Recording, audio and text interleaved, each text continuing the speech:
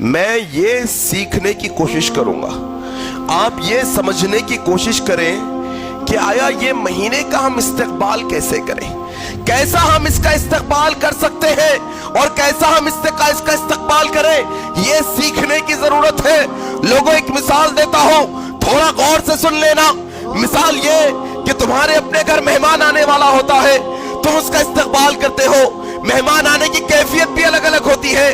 کوئی عام رشتہ دار آ جائے، روزہ مرہ سے ملنے والا، روزانہ ملنے والا، اس کا استقبال تم الگ طرح سے کرتے ہو۔ کوئی اگر دور دراز سے سالوں کے بعد آنے والا مہمان ہو، اس کا استقبال تم الگ طریقے سے کرتے ہو۔ ایک چھوٹی مثال یہ بھی دے دوں، تمہارے ہمارے گھر میں بہنیں ہوں گی، تمہاری بہن کے رشتے کے لیے سسرال والے آ رہے ہیں رشتہ طے کرنے کے لیے، کیسا استقبال ہوگا ان کا، کیسے جذبے کے ساتھ ان کا استقبال ہوگا۔ تھوڑا ذہنوں میں رکھو، انسان کو مہمان کے آنے کا مقصد پتا ہوگا تو اس انداز میں استقبال ہوگا۔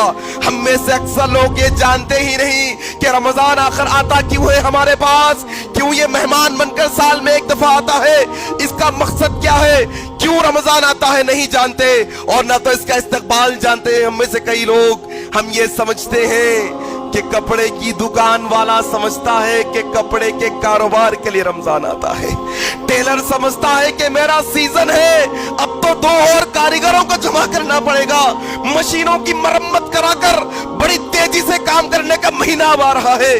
چپل بیچنے والا سمجھتا ہے کہ نیا اسٹاک لاؤں گا، زیادہ کماؤں گا، یہ مہینہ اب آ رہا ہے۔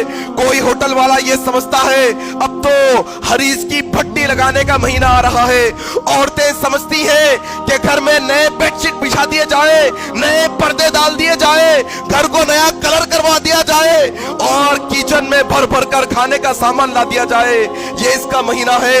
فروٹ بیچنے والا یہ سمجھتا ہے سال میں ایک دفعہ بڑے دھڑاکے سے فروٹ بکتا ہے، بہت زیادہ تعداد میں لائیں گے فروٹ، یہ فروٹ بیچنے کا مہینہ ہے۔ لوگوں ہم نے اس کی قدر نہیں جانی، ہم نے رمضان کا مقصد نہیں جانا کہ رمضان آتا کیوں ہے ہماری زندگی میں۔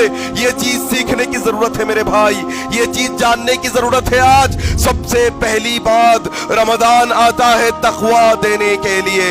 اللہ سبحانہ و تعالیٰ نے کہا یا ایھا الذین آمنوا کتب علیکم الصیام کما کتب علی الذین من قبلکم لعلکم تتقون، تم پر روزے اس لیے فرض کیے گئے ہیں تاکہ تم تقوی اختیار کرنے والے بن جاؤ، اللہ کا خوف اختیار کرنے والے بن جاؤ، گناہوں سے بچنے والے بن جاؤ۔